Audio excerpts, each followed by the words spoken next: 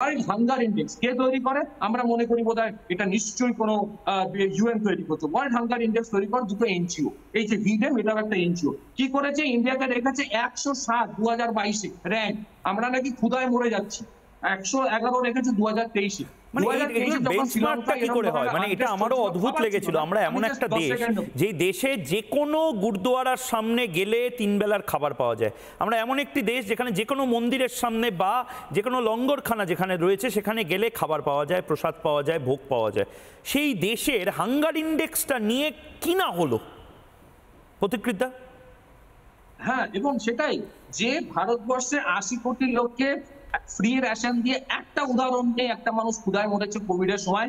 যেহেতু কোভিড এর সময় ভারতবর্ষ কোনো ইম্পোর্ট করেনি কোনো ভ্যাকসিন আমেরিকা থেকে, এই পুরো প্রোপাগান্ডা চালানো আমাদের উপর প্রোপাগান্ডা চালানো হয়। আমাদের নাকি প্রেস ফ্রিডম নেই। যে সংগঠনটা এই জিনিসটা করে, আরএসএফ বলে, রিপোর্টার সায়েন্স ফ্রন্টিয়ার বলে, সেটাকে একটা সিঙ্গাপুরের একটা নিউজ পেপার বলেছে এটা একটা হোয়াইট সুপ্রিমেসিস্ট অর্গানাইজেশন, এদের পুরো মেথোডোলজিটাই বাইসড। তো এই যে এনজিও, ফরেন ফান্ডেড এনজিও, আমাদের থিঙ্ক ট্যাঙ্কস যেগুলো ফরেন ফান্ডেড হয়, ফরেন মিডিয়া। আমি আপনাকে একটা কথা বলছি ময়ূকদা, লিবিয়া, ইরাক, এগুলো যুদ্ধগুলো আমরা, ইরাকের যুদ্ধ 1990 সালে তখন ছোট ছিলাম, দেখেছি ইরাকের যুদ্ধ হচ্ছে, যা আমেরিকার ডেমোক্রেসি বাঁচাতে যাচ্ছে। বলা হয় যে সাদ্দাম হোসেন খুব খারাপ, মানলাম। তো এই ইরাক আর লিবিয়াতে আমেরিকা যখন সাদ্দাম হোসেন আর গাদ্দাফিকে সরিয়ে দিল, মেরে দিল, তারপর সেখানে কি তৈরি হলো? আল কায়দা এলো, আইএসআইএস এলো। পরবর্তীকালে জানা গেল এই সাদ্দাম হোসেন কিন্তু আল কায়দার বিরুদ্ধে লড়ছিল। পরবর্তীকালে জানা গেল এই মুয়াম্মার গাদ্দাফি কিন্তু আইএসআইএস আর আল কায়দার বিরুদ্ধে লড়ছিল। তাহলে ওদেরকে সরালো কেন হলো? সরালো এই জন্য হলো যে এই সাদ্দাম হোসেন, বাশার আল আসাদ, পুতিন এবং গাদ্দাফি তারা সকলে ডলার থেকে সরে যেতে চেয়েছিল, অন্য কারেন্সিতে ডিল করবে। গাদ্দাফির Libya one of the most developed country ছিল, তারা চেয়েছিল একটা ইউনাইটেড স্টেটস অফ আফ্রিকা তৈরি করবো। সেই জন্য তাকে বলা হলো এর মতো স্বৈরাচারী, এর মতো ডিক্টেটর কেউ হয়। এবং প্রতিকৃতা, আমার যেহেতু একেবারে সময় শেষ, কিন্তু ভয়টা আসলে ঠিক সেই কারণে লাগছে। ভয়টা লাগছে তার কারণ প্রথমবার ভারতের কোনো প্রধানমন্ত্রী ডোনাল্ড ট্রাম্পকে ওই হলুদ চুল ঝাঁকিয়ে যার নয় তাই হাম্বড়া একটা ভাব দেখিয়ে উনি যা যা বলছিলেন, তাকে বললো যে চলবে না, এসব দাদাগিরি চলবে না বস, আমরা আমাদের মতন থাকবো।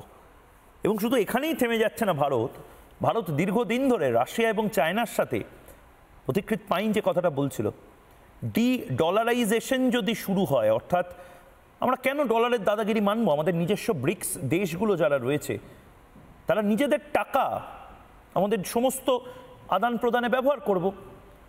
ডলার দাদাগিরি করবে আর আমাদের দেশের টাকা বা রুবেল এগুলো কি সাইডে থাকবে? এটা হয় নাকি?